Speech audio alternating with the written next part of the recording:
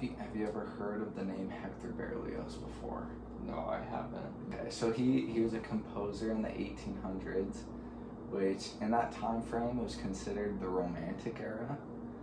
And so it's basically, there's like different eras of music, and this time it was, yeah, like this style of music that was more romantic, and I guess we'll kind of dive a bit into that. So Hector, he was born in 1803, so he lived for 65 years, but he died in 1869. So he had a relatively like longer life compared to like some other composers. There's actually surprisingly a lot of composers that like died very young, like in their 30s or some 40s, but yeah.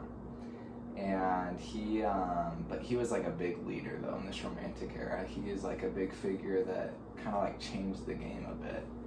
And so he mostly composed things such as like symphonies and operas.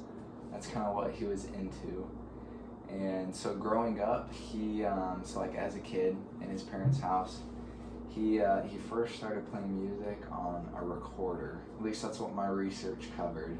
So he first started on a recorder, and then after a little bit, he eventually started playing the flute, and then he learned the guitar in his teenage years as well.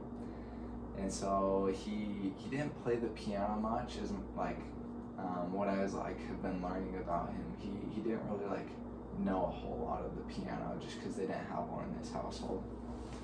So he eventually as he grew up, his dad, he was a physician, and so his dad, he really wanted him to become a physician too, wanted him to pursue the medical field at least. So he kind of, I guess, steered him that direction. And so he eventually, once he got to the age to like start going to school, his dad helped him out on like going to a certain school in Paris. And so he went to medical school there in, what year was it, 1821. So that's when he started medical school. And so he did that, and I couldn't find an exact time frame for how long he was actually in medical school. But from what I can see, it's about like somewhere around 2 years, because by the time 1824 hit, that's when he was like making it obvious and known that he wasn't going to medical school anymore. He like was done with it, and it sounded like he was like initially like super in, or like he was at least like pretty into the classes and he was trying, but it was like after a couple years when they first saw like a cadaver sitting in front of him, he was just like, oh no, this is not for me. And so he backed out then. And then in 1824 he took a music class, and that's when he like just started like, I'm gonna pursue this music, this composition thing. And so that led to his parents, they were not too fond of this idea, this decision he had made, but he kept going with it. And then during college, of course, he went to lots of operas, so it's not like he had just like completely forgot about it. He was like still had it on his mind.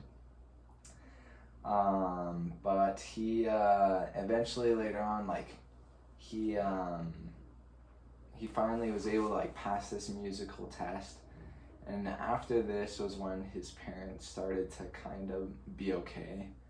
And then especially after he one of his like most well-known works is called the Symphonie Fantastique. And so he produced that composed that in 1830. And very well known, still probably like one of the most well-known works he's done. And some other popular works was Romeo and Juliet and La Damnation de Faust. But he, so eventually,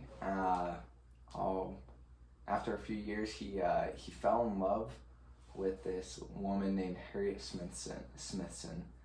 She was an actress and like a performer, and she featured in like a Shakespeare play that he watched. And so after watching this, he fell in love with her, And this is actually what inspired the Symphonie Fantastique, his like most well-known work, was him being in so much love with this Harriet Smithson.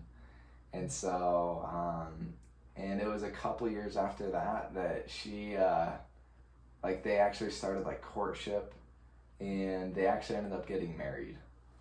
And so they got married, and then it was a little bit after they got married, eventually he kind of realizes like their marriage wasn't like quite like, you know, perfect. Now I guess nobody's is, but kind of realized that he wasn't like actually as in love with Harriet as he thought, and that he was just more in love with Shakespeare in the way that like the performance and how Shakespeare had like done his performance, how they were composed. So eventually him and his wife, they split Harriet, and he continues on his musical career. Most of his career he was struggling financially, and so he, which was kind of, at least to me, was kind of surprising, because he's like composing like these great works that are like very well known, but yeah, like for a lot of his career he just like financially wasn't quite on top.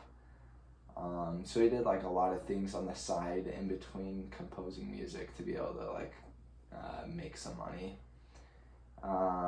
But he later on in his music career he kept composing music, and then he had his kid, and his son, he actually ended up dying, and his second wife died. And so after she passed away, and then his son did too, he was pretty heartbroken, struggling a lot. And but he was still like doing performances, and he eventually 1865 or 1869 is when he died.